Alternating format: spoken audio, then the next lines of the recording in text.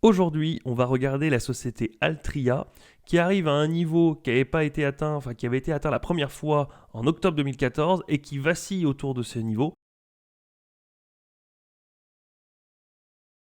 Alors, si on regarde tout de suite les ratios, on va déjà regarder le chiffre d'affaires en extrême baisse ici en 2008. Alors, à voir pourquoi. Alors, peut-être parce qu'il y a eu la crise, etc. Mais ça veut dire quand même qu'on a divisé par 5 les revenus, ce qui est quand même phénoménal. À voir si on s'est détaché d'une certaine marque de cigarettes, si on a cédé une activité quelconque. Il faudra les voir. Il n'empêche que depuis cette date-là, on remonte doucement. Alors on voit bien que ce n'est pas non plus une entreprise de croissance. On est passé de 16 milliards de revenus à un peu plus de 20, presque 21. C'est pas énorme en 15 ans, enfin en 14 ans, mais ça a le mérite d'être une croissance quand même dans un secteur qui normalement n'est pas en croissance puisque le tabac, tous les gouvernements luttent contre ou envoient des campagnes contre, donc on n'est pas dans un mouvement porteur. Les revenus nets sont oscillants. On voit bien qu'on a eu des bonnes périodes, des mauvaises, on rattrape des fois le coup quelques années, on voit bien qu'on est sur des revenus aux alentours de 4,5-5 milliards, donc c'est quelque chose qui est relativement stable, même si on a des oscillations, on peut penser que pour l'avenir, ça peut être quelque chose qui se passera de la même manière. Ce qui nous intéresse, c'est les marges. Une bonne entreprise arrive à augmenter ses marges avec le temps, et là c'est le cas. On voit bien qu'on avait une progression, partie de 14% pour monter, alors jusqu'à 73, ça devait être, il y a dû y avoir un événement ici, mais on voit bien jusqu'à 28-30%. Quand c'est redescendu, on a réussi à être à 30%, on est redescendu vraiment dans le négatif ici, donc il y a dû avoir une mauvaise année, à voir si c'est avec le confinement Covid ou si c'est autre chose. Et on remonte à 21-27%. Donc je pense que la marge doit se situer aux alentours de 25%, on est pas mal du tout. Le nombre total d'actions en circulation, très bonne nouvelle, c'est en diminution nette, ça se voit. C'est pas des grands paliers, ça veut dire que ce n'est pas une année exceptionnelle où on a racheté beaucoup d'actions et puis après rien. On voit bien que ça se fait année après année. Donc là, très bonne initiative de la société et si ça peut continuer comme ça, ce n'est qu'une bonne chose puisque c'est une politique d'allocation du capital qui favorisera l'actionnaire sur le long terme. On passe donc au screener 2. Screener 2, on voit un rocher qui est impressionnant. Donc on voit ici qu'on était aux alentours de 30% avant ce qu'on monte et on arrive à 90-180%. Je pense que c'est des chiffres qui sont un peu aberrants, mais on voit bien que alors on oscille, premier mauvais point, on arrive à aller dans le négatif et à remonter à 400%. À savoir pourquoi. Est-ce qu'ici c'était une année normale ou une année exceptionnelle? Est-ce qu'ici c'est parce qu'on s'est redirigé sur une nouvelle activité et il y a des problèmes? Ou est-ce que c'était un mauvais moment aussi en 2020 à cause du confinement?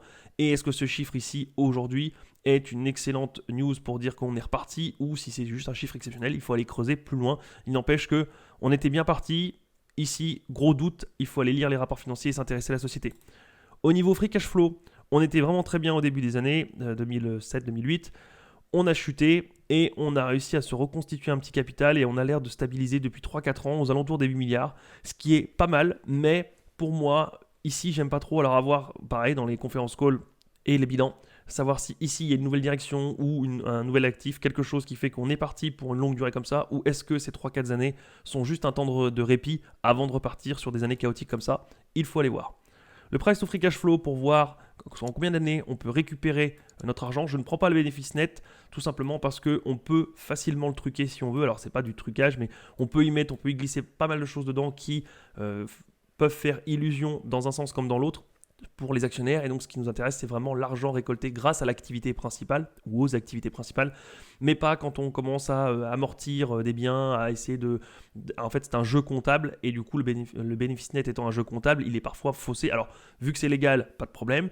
Et autant que l'entreprise réussisse à défiscaliser certaines choses, c'est tout dans son intérêt et aussi pour les actionnaires. Mais il n'empêche que ça, c'est du plus. Ce qu'on veut voir, c'est si l'activité elle-même est rentable et ensuite si derrière on peut faire des jeux comptables pour encore optimiser et diminuer les impôts, c'est tant mieux, mais il n'empêche que la première bonne nouvelle d'une société, c'est que son activité soit rentable. C'est bien de payer des impôts, ça veut dire qu'on gagne de l'argent. Je préfère une société qui optimise mal ses impôts et qui a une activité extrêmement lucrative plutôt que d'avoir une activité qui est balbutiante et qui par un jeu comptable se parvient à dégager des bénéfices. Donc on voit qu'en un peu moins de 9 années, on arrive à récupérer notre argent. On passe donc au screener 3. Le screener 3, donc j'ai remis les revenus nets. Le PE ratio, tout simplement parce que c'est ce que le marché regarde bien plus que le price to free cash flow.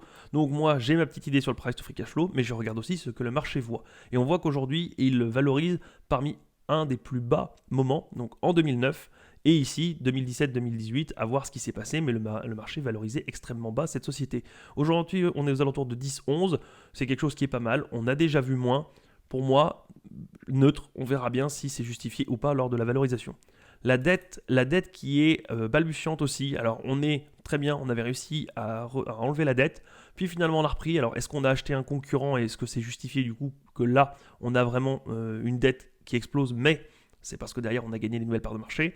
On a une dette ici aussi, à voir si on a racheté un concurrent et que c'est une bonne nouvelle, parce qu'une dette pour acheter un concurrent, si derrière on arrive à faire fructifier ce nouvel achat, ce nouvel investissement, ça peut être une bonne chose. Il n'empêche qu'il faut que ce soit justifié parce que des paliers comme ça peut être signe aussi que tous les 4-5 ans, l'entreprise est au bord du gouffre et remet un coup. Je ne dis pas que c'est l'un ou c'est l'autre, il faut aller creuser. Ça peut être une bonne ou une mauvaise dette, il faut aller voir. Et quand on regarde les capitaux propres, on arrive ici sur du négatif. Alors, négatif, attention, c'est pas rédhibitoire, c'est quand même un mauvais signal. Quand on a les capitaux propres qui arrivent à la moitié, qui arrivent à en dessous de 50% du capital social, ça passe en négatif. Et donc, c'est un mauvais signal, c'est pas une bonne santé. Maintenant, ça arrive que les entreprises passent en négatif et repassent au bout d'une année ou deux dans le positif. Mais c'est pas rédhibitoire, mais gros signal d'alerte. Attention, allez voir pourquoi, ce qui s'est passé. Et là, du coup, l'entreprise, pour moi, perd un peu d'attrait à mes yeux. Si je me mets ici sur la capitalisation totale, pour éviter de me faire leurrer avec le prix des actions, puisque le prix de l'action, quand on va le voir ici, si on se met là, on peut dire, bah oui, ça a beaucoup chuté, mais si ça se trouve, il y a eu une énorme dilution, ce qui fait que derrière, le prix de chaque action unitaire a baissé, mais si vous avez 5 fois plus d'actions en circulation, bah la capitalisation totale de l'entreprise est peut-être la même, ou légèrement descendue, mais beaucoup moins que ce qu'on peut avoir. Donc, voir ici permet de voir la réelle capitalisation, et on voit bien que c'était bien mieux valorisé 155 milliards là en 2017 et on voit bien que depuis ça ne fait que descendre. Alors est-ce que c'est une opportunité d'achat parce que ça ne fait que descendre et on peut avoir une entreprise à bas prix, ce qui est génial, ce qui il y a encore quelques années était valorisé extrêmement haut, ou est-ce que le marché a vu quelque chose que nous n'avons pas vu et que c'est pas pour rien que ça descend, c'est parce que l'avenir n'est pas radieux du tout et qu'il y a plein de gens qui préfèrent sortir puisque ça va être de mal en pire et l'idée serait du coup de ne pas y aller. Il faut du coup valoriser la société, lire les conférences calls, étudier les bilans. Et c'est ce que nous allons voir dans la prochaine vidéo, une valorisation grossière. Et comme ça, vous aurez toutes les billes pour vous-même aller creuser si jamais vous voulez.